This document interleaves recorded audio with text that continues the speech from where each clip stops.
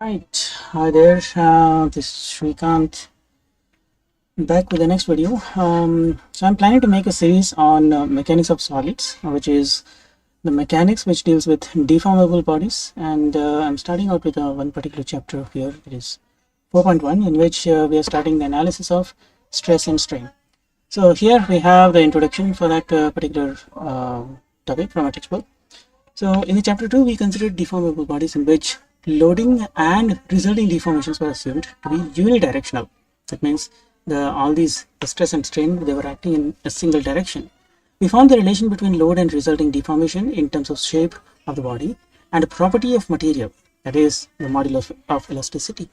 But we only did so under the assumption that conditions were uniform from one point to another.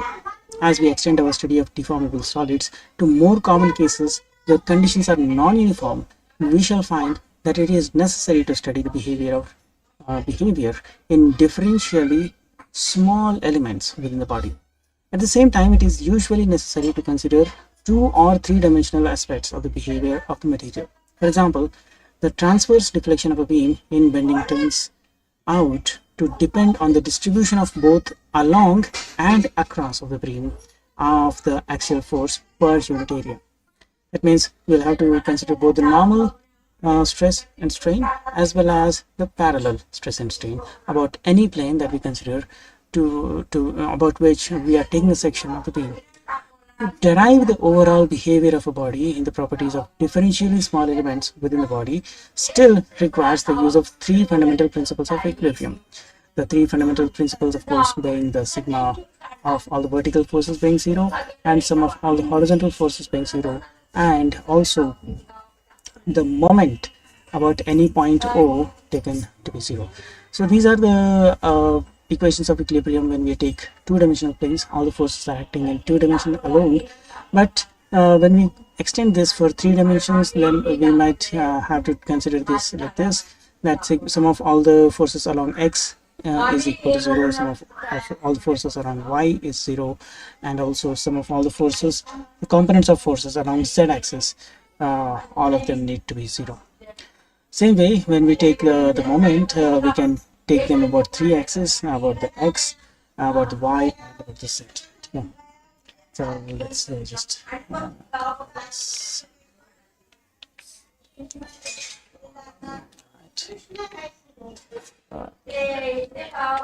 so about y and about z, all these 3 need to be 0. Not just this, we can also take some of all the components about any particular axis, and that has also got to be equal to 0, and the same goes for the moment. So moment, when you are taking about any particular axis, the sum of all the moments due to all the components, when you're taking about any particular axis, it can be oriented with x, y, and z. The sum of all these moments has got to be equal to 0. So that's what I mean when I say the principle of equilibrium. The geometric, so the 3 fundamental principles of equilibrium: geometric compatibility and the relationship between the force and deformation. In this and in the following chapter, we shall investigate the significance of our 3 basic principles when they are applied to the localized behavior of the material at a point within the deformable body. Equilibrium at a point and the geometry of differentiation at a point are considered in the remaining sections of this chapter. The relationship between force and deformation at a point within the real material are discussed in the next chapter. Succeeding chapters will build upon the foundation in the examining the action of structures of various shapes under the variety of loading. Okay. Right, so let's go ahead and see what we have next. Right, so let's see what we have here. So we'll recall this in section 2.2. We found that the force and deformation in the bars under tensile loading could be related to the material property by considering the force per unit area, which is of course called as the stress, and extension per unit length. This was the change in length because of that stress. We first consider how the concept of internal force per unit area can be extended to a more general shape and loading such as that shown in this particular figure. So here we can see we have an irregular sized object, and we are taking a section about this particular point O, and the section is almost a little circular. So of course we have the coordinate system, we have the x-axis, the y-axis and the z-axis, and we have this irregular shaped body, and there are a lot of forces acting on this particular body from different directions. All of them seems to be pushing the body inwards. So we can say that these all forces are compressive in nature. To examine these internal forces at some point O in the interior of the body, we pass a plane whose normal vector is n through the point O as shown in the figure 4.2. So we'll need another figure. So here we have the figure 4.2. It's talking about it. In order for the separate halves of the body to be in equilibrium, they must in general be internal forces transmitted across the cutting plane. So we are cutting this about this particular plane. So when we cut this out, we get one half wherein three forces are acting: F1, F2 and F3. And our aim here is to find out what are the forces acting on the different pieces of this. Okay, so each of this block, you can say each of these blocks that we got here, we'll have to find out what are the forces acting on that particular area. So you can see there are a lot of arrows which are coming up over here, although I didn't think based on the okay, so I think he's trying to find out the resultant, but he wants to keep it in equilibrium. Okay, let's see what you have. So in order for the separate halves of the body to be in equilibrium, there must in general be internal forces transmitted across the cutting plane. If we divide the plane into a number of small areas and we measure the forces acting on each of these, we will observe that these forces in general vary from one small area to the next, as shown in figure 4.2. On the small area delta A, whose normal vector is n centered on point O,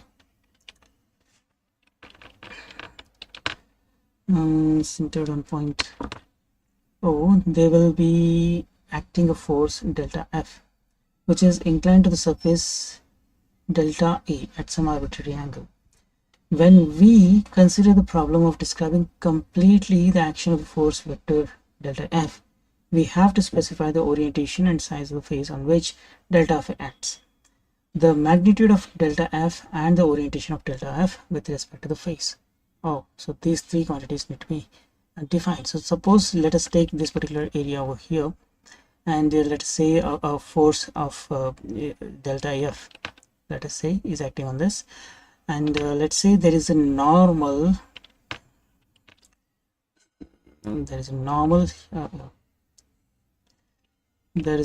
here, and with the normal there is the delta F is acting at an angle theta, this being the normal to the plane.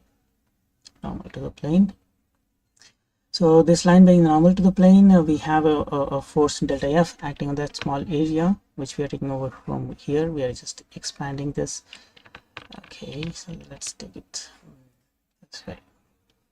Okay, so we have expanded this small area over here in this particular format, and we have this force and the area. So delta A is the small area over here, delta F is a force that is acting on this.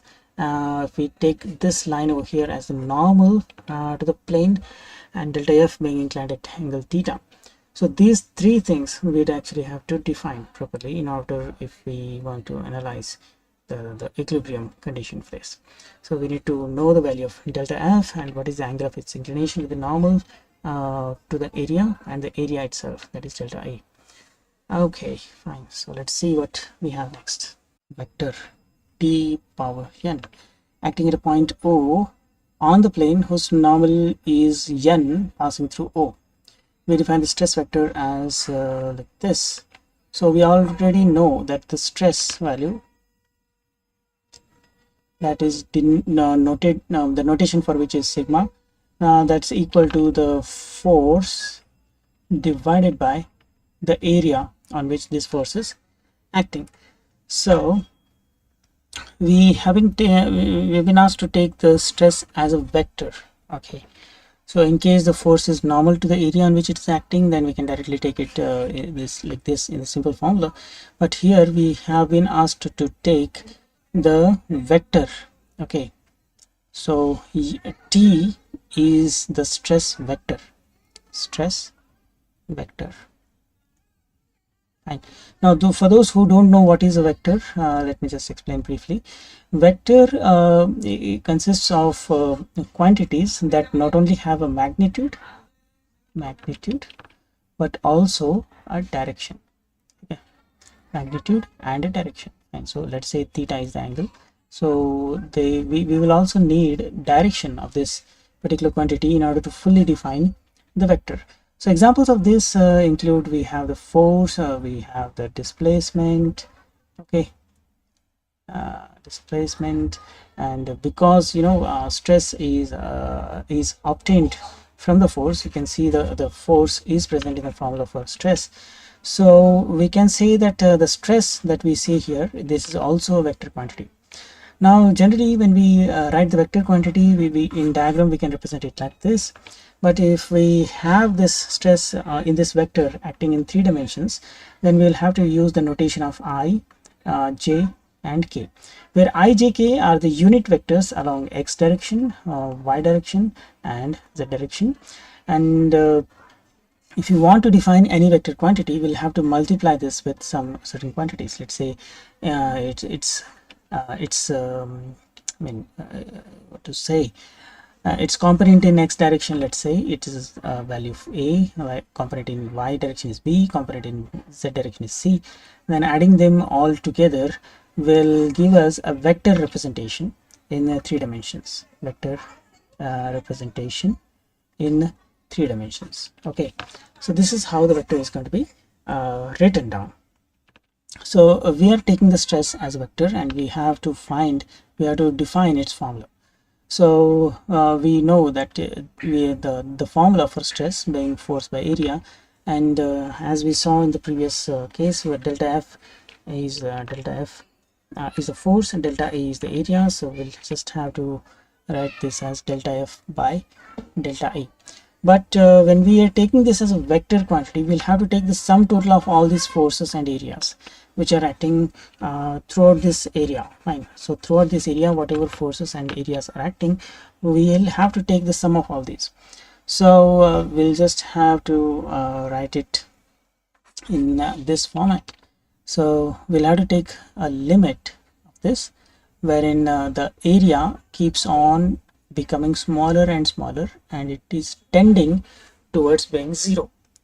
So when the area is very, very small, and the force is also going to become small, and when we find the limit of this, that is when we will exactly get the stress vector acting here.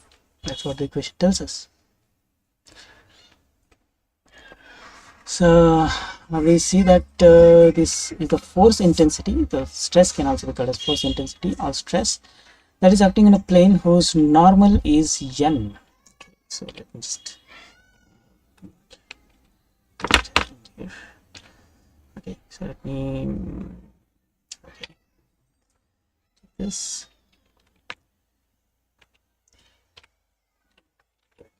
Okay, so this is the force which we are using as a reference. So this normal, he is calling it as n, to which delta F is inclined at an angle theta. So we have used this notation for the force intensity to emphasize the stress as a vector, and that it acts on a plane passing through O whose normal is n. So n is the normal, and t to the power n. I don't know what to call it, because this kind of mathematics I have not dealt with earlier. So let's just call this as the stress vector. The stress vector t does not act in the general direction of n. In assuming the existence of a limit in 4.1, we have in effect made a continuum hypothesis with respect to the distribution of internal forces. Continuum hypothesis, those who don't know, I just tell that continuum assumes that if we go on dividing a particular matter, suppose we have a block of matter, and we just continue to divide this into smaller and smaller parts, then the principle of continuum assumes that no matter how small we cut the object into, we can continue cutting that object into even smaller parts. And this is not in complete agreement with the actual fact which is observed from a lot of experiments that physicists have performed. We know that matter is made up of atom, and atom consists of a central nucleus. There is a central nucleus, and about around which there will be some electrons moving. Even though electrons cannot be seen just like a particle, and modern physics tells us that we can only predict the area in which a particular electron has a maximum probability of existing, and we can just call that as an electron cloud. But the fact remains that there is a very small part concentrated within an atom, very small part concentrated within an atom, in which the most of the mass of any matter is going to be very concentrated. So when you reduce this, when you cut this matter into size which is comparable to that of an atom, we find that the mass is concentrated over a very small area. In fact, if we just had to compare this size with by taking a football ground and the size of a football, so let's say this is a football ground, and the size of the football is very small when we take that football ground, and that is a simple comparison which we can make between the size of the nucleus and the size of an atom. If the size of the nucleus is increased to the size of a football, then the whole ground will be the assumed size, the proportional size of the atom. And in this single football itself, on the whole of space which the football ground is taking up, that is where all the mass of the atom is going to be concentrated. And assuming that there are a lot of nuclei like this remaining side by side, we find that a very large amount of empty space exists within between the atoms. And that the thing is that at this level, when we see it's not continuous, it doesn't satisfy the principle of continuum. But since we are using the continuum hypothesis, we mean to say that even at this level we make an assumption that yes, it's when we continue dividing the atom into smaller and smaller parts, just like with the way we cut the bread into smaller and smaller pieces, the matter is again going to be continuous, and it's going to keep continuously breaking into smaller and smaller parts. So you can understand that this hypothesis, the continuum hypothesis, can be done at a very larger scale. Yes, we can do that at a large scale, but no, we cannot do it at a size when we go to the atomic sizes. It's not possible. But this continuum hypothesis is going to be very useful. It makes the calculations simpler, and also gives us results that we can depend on in order to make any calculations. And that is the reason why we still continue to depend on the continuum hypothesis. Okay, so having understood the continuum hypothesis, let's go ahead and see what is there ahead of this. So this is an idealization of the behavior of real matter. So you can see he is calling it as idealization, even though this is not possible. So we're just idealizing it to make our calculations easier. So let's go ahead. So delta F decreases smoothly with delta A only when delta A is large in comparison with the microstructure. So of course, whatever I explained just now, that continues to apply. So we should not go to a size which is comparable to a size of few atoms, few hundred atoms, you can say. The size at which this hypothesis can be applied is it's comparatively very large. All right. So this as an idealization of behavior of real matter, where delta F decreases smoothly with delta A only when delta A is large enough comparison with the microstructure, metallurgical or molecular of the material. Fine. So we have another 4.3b. The B is this particular diagram. Right. So we can see that we're reducing the size of this. Okay, so we're taking just okay. Oh, fine. So what we are doing here is in the first figure, you can see the area is a little large, but that same area has reduced here. Fine. So the statement that has been told here, it states that as the area is decreasing, because here we can see the area is a lot less. So as the area is decreasing, the force F acting on that particular area is also proportionally reducing. But this cannot continue to happen when we go to the microstructure or molecular level or atomic level. So that is why we can say that we are applying the continuum hypothesis. And when we add all such forces for a relatively large amounts of area and put them together at one particular point, when the force is very small, when the area is very small, at that point when we calculate the value of this particular stress, that is the value of the vector stress T that we are trying to find over here using this particular formula. The steps of stress that we must keep in mind. First, the physical dimensions of the stress are force per unit area. The stress is defined at a point upon an imaginary plane or boundary dividing the material into two parts, and the stress is a vector equivalent of the action of one part of the material upon another. And the fourth and the final point probably is the direction of the stress vector is not restricted.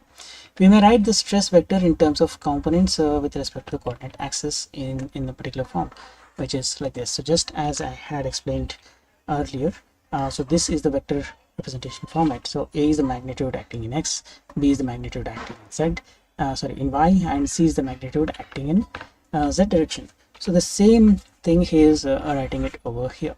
So the vector T, which is the stress, has been written in vector format as the sum of three components in X direction, in Y direction, and in Z direction. So it is convenient in what follows to express the stress vector at a point acting on a plane whose normal is n in terms of the stress vectors acting on the planes which pass through the point parallel to the coordinate planes. Once we have found the components of the stress vectors acting on the coordinate planes, we will relate these to the components. So once we have found the components of stress vectors acting on the coordinate planes, we will relate these components to the components of the stress vector.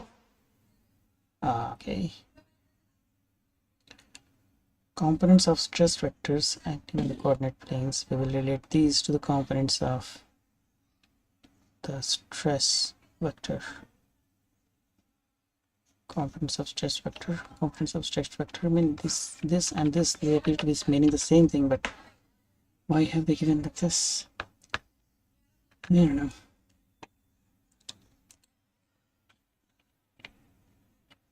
Let's go ahead and see what we have next. Alright, so in the next page we have this. So let us return to our discussion of the continuous body shown in 4.1. Now pass through the point O, a plane mm parallel to the XYZ plane. Okay, so we are taking this plane about which we are cutting this particular object to be parallel to y-axis, no, YZ plane. Okay, so where is it here? So let's discuss. And now pass through upon mm parallel to the YZ plane. So YZ plane means this is the plane to which we are taking this plane parallel, and we are cutting it. And consider the free body to be left of. Okay, so we are taking the left side of the body, and we are trying to do the analysis on this. So we divide the plane mm into a large number of small areas. So once again we can see we are dividing this into a large number of small areas. So each delta y by delta z. So delta z and delta y are the dimensions of this every small area that we have divided this into.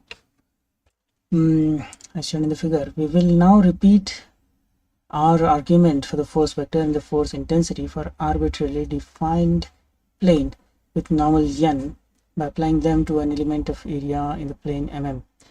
On the small area A centered on the point O, there will be acting a force delta F, which is inclined to the surface at some arbitrary angle. We will describe the force vector delta F in terms of the set of rectangular force components, and the most convenient set of axes will prove to be a set in which one axis is normal to the surface and the other two axes are parallel to the surface. Figure 4.5 shows the rectangular components of the force. So 4.5 means this one is 4.5, figure 4.5.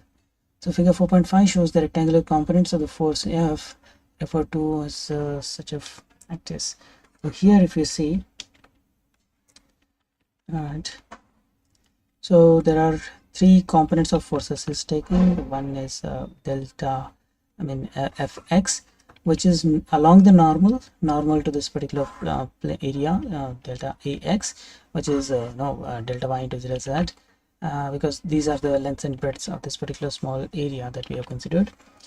This is normal to that area, and the other two forces, delta Fy and delta Fz, they are within the plane, within the same plane. So having known this, what are supposed to do next? So we'll probably have to find the stress resulting due to these forces, and we'll have to relate it to, it will come next. So there will be 6 separate planes is defining the positive and negative axis. So the coordinates is giving the numbers for defining the coordinates. So 1 2 3 4, when we say this particular face, this is the positive x face. But if we take 5 6 7 8, this particular area, because this is on the other side, opposite to the size, the direction of x, we call it as the negative face. Let's see what we have to do with this. So enclose the volume, and we need concise notation for unambiguously identifying. So unambiguous means there should not be any confusion. So when we say x is in particular direction, the other direction is also possible, right? So which one is positive, which one is negative? There has to be a particular convention by which we can, without confusion, define where we are doing, and that is what it means when we say unambiguous, and then unambiguously identifying each of these. We shall use the same convention adopted in chapter 3 and identify surface face in terms of the coordinate axis normal to the surface. A face will be defined as a positive when it is outwardly directed normal vector. So when the normal vector for x-axis is going outside, that particular face is going to be called as the positive face for that particular axis. But if it is on the opposite side of that, we will call it as negative. Okay, so that's what it says here. As negative when its outward normal vector points in the negative coordinate direction. Thus in figure 4.6, the face, that's what it's just trying to explain. And then if we now return to figure 4.5, take the ratios.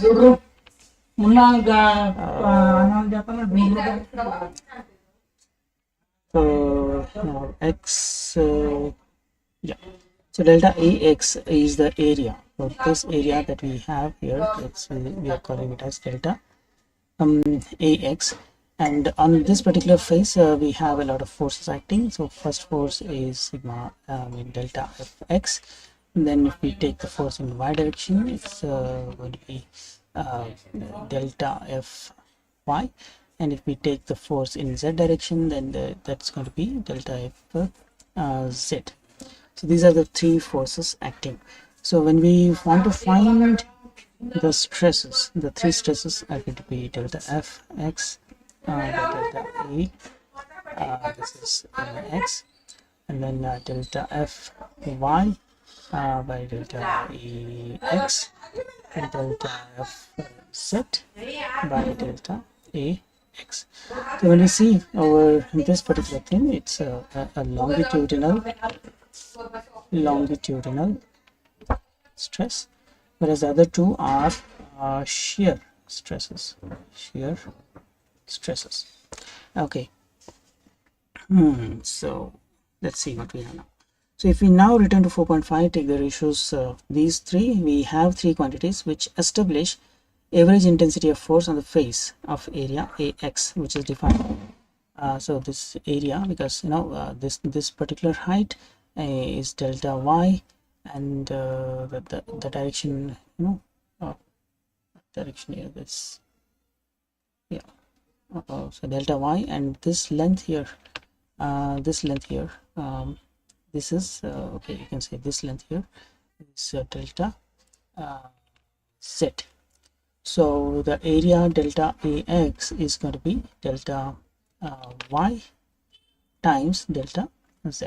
So this is the area ax, and when we divide the three components of forces, the sigma, delta fx, delta y, delta phi, and delta fz, by the area delta ax, we are going to get the three stresses. So first one is longitudinal, the other two are shear stresses. So let's see what we have to do next. So in the limit as delta ax tends to 0, these ratios define the force intensity acting on the x face at the point O. These values of the three force intensities are defined as the stress components associated with the x face at point O. They are the components of the stress vector acting on the x face at point O. That is, they are the components of the stress vector acting on an element of area whose normal points in the positive x direction. So now that we have defined this for particular phase, that is a positive x phase, we'll have to do the same for the positive y phase and the positive